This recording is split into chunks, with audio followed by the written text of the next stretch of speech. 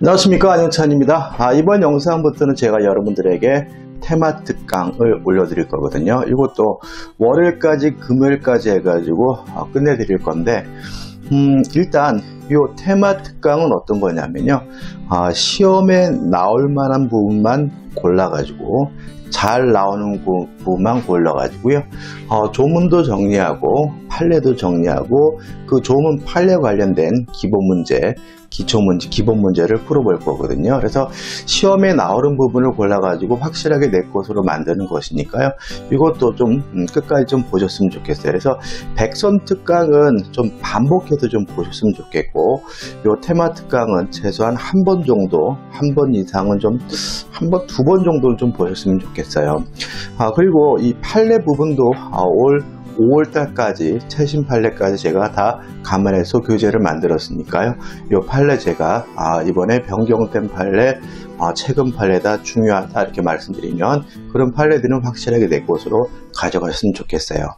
자, 함께 교재를 보면 설명을 드릴게요. 자, 일단 첫 번째 테마가 반사회적 법률행위죠.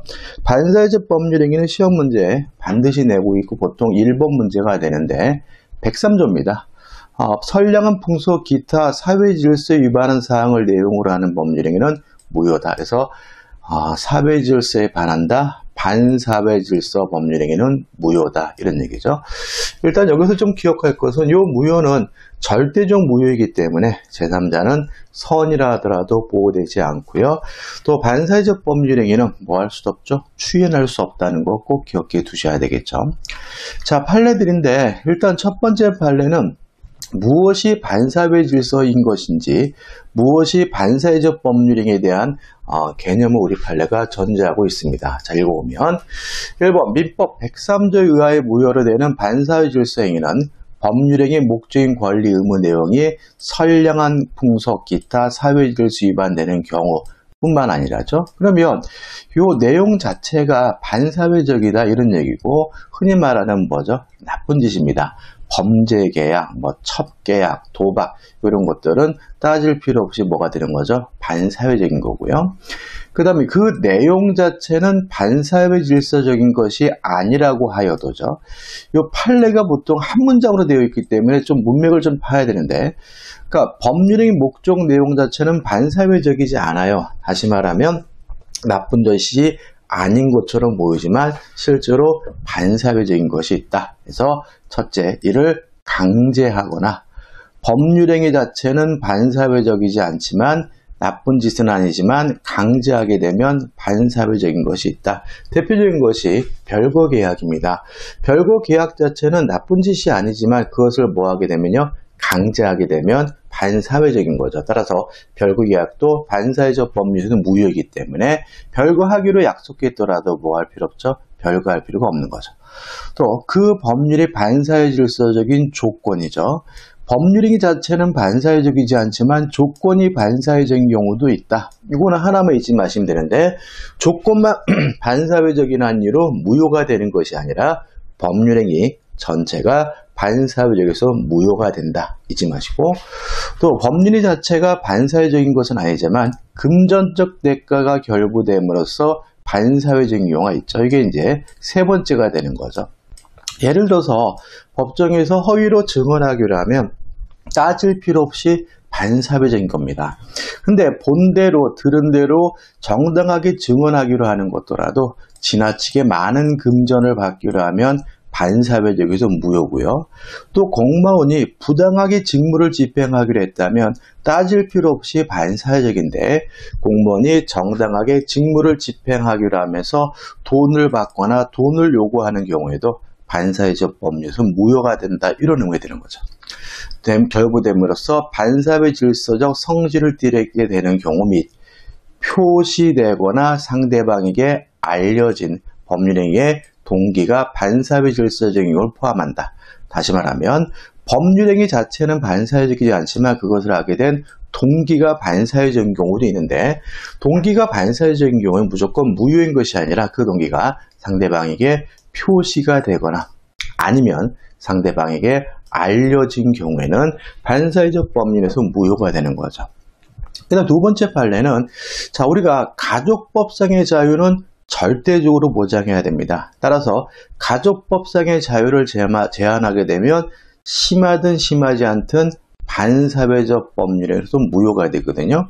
그러면 어떤 부부간의 계약을 했어요. 그것이 이혼할 수 있는 자유, 동거할 수 있는 자유 이런 것들을 제한한다면 따질 필요 없이 반사회적이지만 만약에 부부간의 계약이 이혼할 수 있는 자유, 동거할 수 있는 자유를 제한하는 것이 아니라면 반사회적인 것이 아닌 거거든요.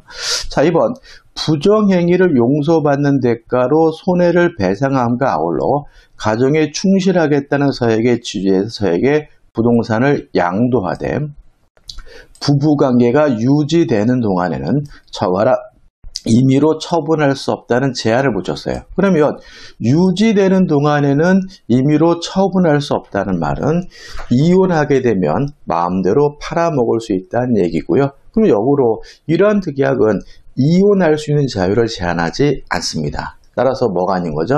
반사회적인 게 아닌 거죠. 따라서 선량한 풍속 기타 사회질서 위반되는 것이라 볼 수는 없다. 없다 꼭 기억해 두시고 부부가 나오면 그러한 특약이 이혼할 수 있는 자유, 동거할 수 있는 자유를 제한하는지 안 하는지를 한번 생각해 보시기 바랍니다. 그 다음 이제 3번부터는 인간 본성의 발현입니다. 인간이면 당연히 하는 것으로 평가된다면 그것이 서로 나쁜 짓이라 하더라도 반사회적이지 않다는 게 판례 입장이에요. 따라서 범죄자금, 비자금을 만들어 놓고 그것을 숨기는 행위는 인간이면 당연히 하는 것으로 판단되기 때문에 물론 나쁜 짓이겠죠. 그 자체는 반사회적인 것이 아니라는 것이 우리 판례 입장이에요. 3번 반사회적 행위에 의하여 조성된 재산은 이른바 비자금을 소극적으로 은닉하기 위하여 임치한 것이 보관계약이죠. 사회질서에 반하는 법률행위로 볼 수는 없다. 또 4번 자 세금 회피도 인간 본성의 발현이니까 반사회적이지 않습니다. 따라서 어떤 형태든지 간에 세금을 알내려고 하는 행위는 우리 판례는 반사회적이지 않다라고 판시하고 있는 거죠. 자 주택의 보유기간이 3년 이상이게 되면 양도소득세 부과받지 않나요? 이거는 세법에 따라 개정될 수 있는 겁니다. 이게 중요한 게 아니라. 그래서 어떻게 했냐면 매매 계약을 하면서 3년 후에 등기는 넘겨받기로 했어요. 그러면 등기는 3년 후에 받기로 했다는 말은 양도소득세를 부과를 회피하려고 하는 거죠. 자, 세금 회피는 인간 본성의 발현이기 때문에 반사회적이지 않기 때문에 매매를 원인으로 한 소유권 이전 등기는 3년 후에 넘겨받기로 특약을 하였다 하더라도 그와 같은 목적은 위 특약의 연유나 동기에 불과한 것이어서 위 특약 자체가 사회질서나 신의칙에 위반된 것이라 볼 수는 없다라고 판시하고 있는 거죠. 자, 5번 판례 중요한데 일단 변호사가 형사사건에 대해서 성공보수를 받기로 하는 특약은 반사회질서에 반하여 무효다라고 판시를 하고 있습니다. 근데 우리도 알다시피 과거에 우리 변호사들이 형사사건에 대한 성공보수 약정을 많이 했거든요. 그러면 과거에 있었던 것이 다 무효냐에 대해서 우리 판례는 그죠? 법률행위가 이루어진 때를 기준으로 판단합니다. 자, 이 판례는 2015년도에 이루어진 판례예요. 그러면 2015년도 이후에 이루어진 변호사의 성공보수 약정은 사회질서에 반한다는 이유로 무효가 되지만 2015년도 전에 이루어진 변호사와의 형사사건에 관한 성공보수 약정은 무효가 아니라 유효인 거죠. 왜냐하면 어떤 법률행위가 반사회적인지 아닌지 여부를 판단할 때는 언제를 기준합니까? 법률행위를 할 때, 다시 말하면 성공보수 약정을 한 때를 기준으로 한다는 것이 우리 판례 입장이라는 거 꼭 기억해 두시기 바랍니다. 자, 그럼 대표 문제 볼게요. 반사회질서 법률행위로 무효인 거죠.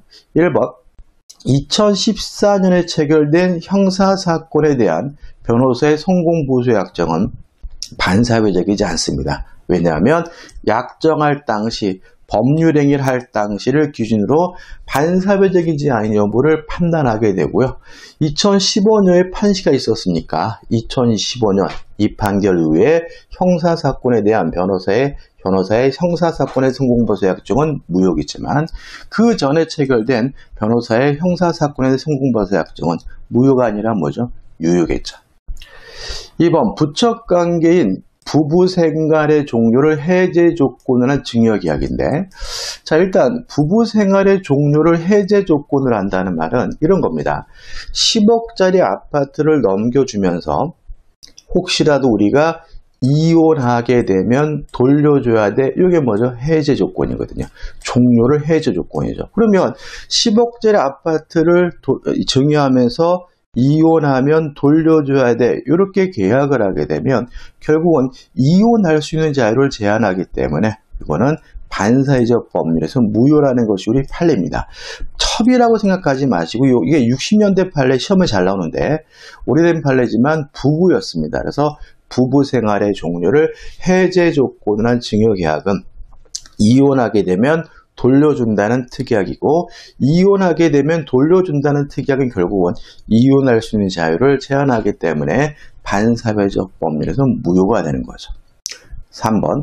자, 공과금이 나오는데 공과금 양도소득세, 부가가치세 이런 거거든요. 세금 회피는 인간 본성의 발현이기 때문에 세금을 안 내려고 하는 행위는 반사회적이지 않습니다. 따라서 매매계약에서 매도인에게 부과될 공과금을 매수인이 책임진다는 취지의 특약은 반사회적이지 않고 유효하고요. 또 인간 본성의 발현을 평가되는 게 뭐죠? 채무회피죠. 어떤 형태든지 간에 돈을 안 갚으려고 하는 행위는 뭐하지 않습니까? 반사회적이지 않습니다. 따라서 강제 집행을 면할 목적, 다른 말로 하면 이게 뭐가 되는 거죠?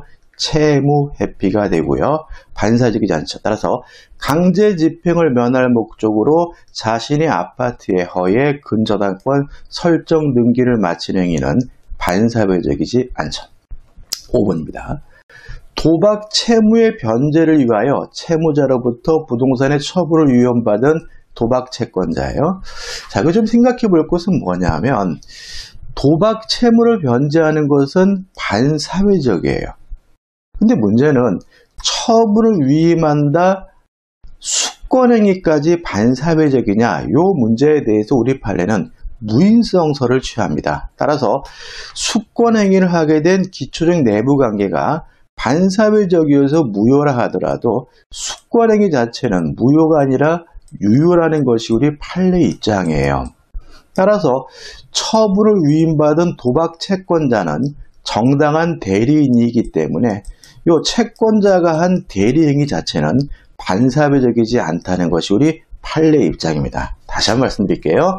자, 도박 채무를 변제하는 건 물론 반사회적입니다. 근데 기초적 내부관계와 수권행위에 대해서는 서로 단절된다, 무인성설을 취하는 것이 우리 판례 입장이므로 부동산 처분을 위임한다, 수권행위 자체는 무효가 아니라 유효하므로 이 도박 채권자는 정당한 뭐인 거죠? 대리인인 거고요. 따라서 이 도박 채권자가 대리인으로서 한 이 매매계약은 무효가 아니라 유효가 되는 거죠. 그래서 5번. 도박 채무의 변제를 위하여 채무자로부터 부동산의 처분을 위임받은 도박 채권자가 이를 모르는 제3자 체결한 매매계약은 무효가 아니라 유효이기 때문에 답은 2번이고요. 5번 질문은 올해 주택관리사 시험에서도 출제된 질문이니까 이 5가지 꼭 기억해 두시고, 특히 1번 같은 경우는 연도까지는 기억할 필요는 없어요, 여러분들. 다만 법률행위시를 기준으로 반사회적이 아닌 여부를 판단한다는 거 잊지 마시기 바랍니다. 자, 2번 불공정한 법률행위 기본 문제입니다. 불공정한 법률이라는 설명으로 옳은 것을 모두 고르라고 하네요. 자, 불공정한 법률행위는 법률행위에 적용됩니다. 따라서 계약에도 적용되고 단독행위에도 적용이 돼요. 다만 계약 중에서 무상행위는 일방적으로 하는 것이기 때문에 항상 현저히 불균형할 수밖에 없기 때문에 무상행위 자체, 증여 자체는 불공정하다는 이유로 무효가 될 수 없다는 것이 우리 판례 입장입니다. 따라서 기억. 무상증여에는 불공정한 법률에 관한 규정이 적용되지 않는다. 맞는 질문이 되는 거죠. 자, 불공정한 법률행위는 103조 반사회적 법률 한 가지 예입니다. 따라서 반사회적 법률행위가 추인할 수 없는 것처럼 불공정한 법률행위도 추인할 수가 없는 거거든요. 니은번 불공정한 법률행위로서 무효인 경우 특별한 사정이 없는 한 추인에 의하여 무효인 법률행위가 유효례될 수 없다. 맞는 지문이 되는 거죠. 자, 주관적으로 궁박 또는 경솔 또는 무경험해야 되고요. 객관적으로 주는 것과 받는 것 간에 현저한 불균형이 있어야 되거든요. 자, 우리 판례가 요 객관적 요건이 입증이 됐을 때 주관적 요건이 궁박 또는 경솔 또는 무경험이 추정되느냐에 대해서 우리 판례는 추정되지 않는다는 입장입니다. 따라서 무효를 주장하는 사람이 현저한 불균형을 이뤘다. 객관적 요건도 입증해야 되고요. 무효를 주장하는 사람이 궁박 또는 경솔 또는 무경험이라는 주관적 요건까지 입증해야지 비로소 불공정하다는 이유로 무효가 된다는 것이 우리 판례 입장이므로 디귿번 급부와 반대인 급부가 현저히 균형을 잃은 법률행위는 궁박, 경솔 또는 무경험으로 인해 이루어진 것으로 추정된다. X가 되고요. 추정되지 않으므로 모든 요건은 무효임을 주장하는 사람이 입증해야 되는 거죠. 1번입니다. 자, 우리는 반사회적인지 아닌지 여부도 법률행위 시를 기준으로 판단하고요. 불공정한 법률행위인지 아닌지 여부도 법률행위 시를 기준으로 해요. 근데 실제로 우리 민법은 싹 예외 없이 법률행위 시를 기준으로 해요. 그래서 이행기를 기준으로 한다 그러면 X고요. 법률행위 시를 기준으로 한다면 다 맞아요. 또 뭐가 있을까요? 주택임대차보호법에서 주거연금을 주택인지 아닌지 여부도 법률행위 시, 임대차 계약할 당시를 기준으로 하는 거고요. 또 표현대리에서 상대방에게 정당한 이유가 있는지 없는지 여부도 대리행위 시, 법률행위 시를 기준으로 판단하는 거거든요. 또 등기부 취득시에서 취득자는 선이고 무과시해야 되는데 언제냐? 법률행위 시예요. 그래서 항상 우리 민법은 언제예요? 법률행위 시를 기준으로 한다. 이렇게 생각하시면 되고 이행기를 기준으로 한다 그러면 X예요. 1번 어떠한 법률행위가 불공정한 법률에 해당하는지는 이행기를 기준으로 판단해야 한다. X가 되는 것. 따라서 옳은 것은 기역 니은이고 1번입니다. 자, 반사회적 법률행위는 100% 출제가 되고요. 불공정한 법률행위 출제 가능성이 한 7, 80% 되는 정도니까 좀 잊지 마시기 바랍니다. 자, 테마 2입니다. 일단 법률행위 해석인데 올해 법률행위 해석과 관련된 대법원 판례들이 최근 판례들이 대단히 많이 나왔습니다. 이렇게 법률행위 해석에 대해서 판례가 많았다면 아무래도 민법을 전공하시는 교수님들은 관심을 갖게 되고요. 따라서 법률행위 해석에 대해서 시험 문제가 출제될 가능성이 대단히 높은 해요. 그래서 올해 판례들이 많았다. 자, 1번입니다.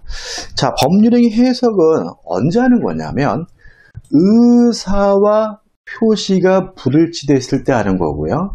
표시행위의 객관적 의미를 탐구하는 것은 규범적 해석, 내심적 효과 의사를 탐구하는 것은 자연적 해석이죠. 원칙이 뭔가죠? 규범적 해석이 원칙인 거죠. 1번. 의사표시 해석에 있어서 당사자의 진정한 의사를 알 수 없다면 이제 해석해야죠.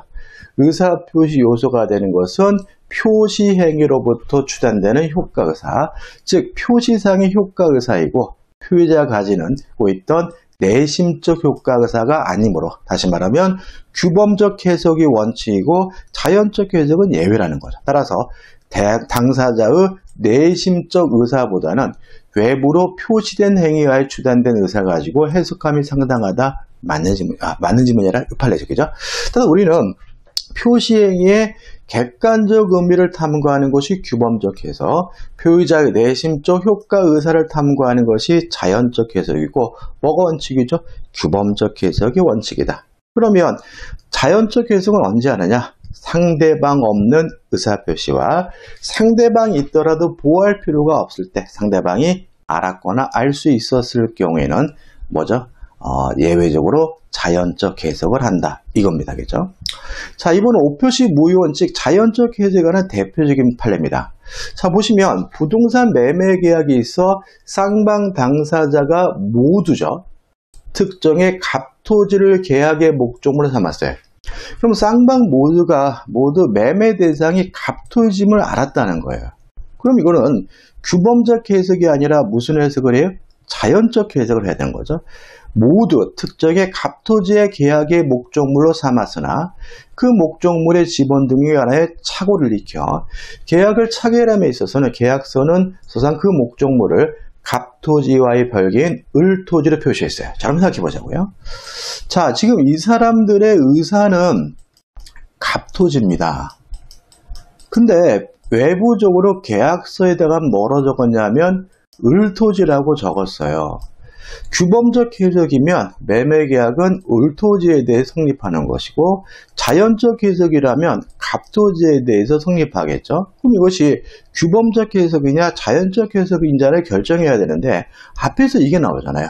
쌍방 당사자가 모두 특정의 갑토지를 계약의 목적물로 삼았대요. 그럼 쌍방 모두가 계약의 목적물이 갑토지인 데에 대해서 합치되어 있는 거고요. 이거는 뭐죠? 자연적 해석의 결과 갑토지에 대해서 계약이 성립되는 거예요. 그럼 결과적으로 갑토지를 을표지라고 오표시, 잘못 표시했더라도 의사대로 계약이 성립되는데 아무런 해를 주지 않기 때문에 이것을 오표시 무효의 원칙이라고 하고요.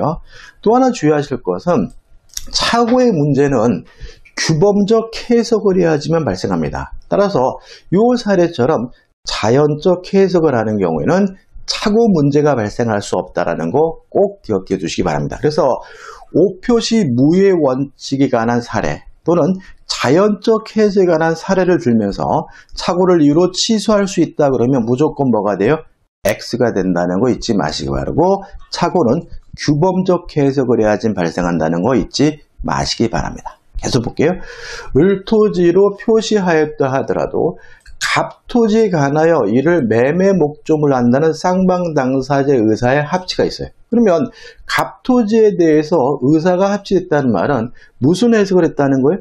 자연적 해석을 했다는 거죠. 위 매매계약은 갑토지에 관하여 성립한 것으로 보아야 할 것이다. 따라서 을토지에 대해서 등기가 됐다면 을토지에 대한 등기는 말소하고요.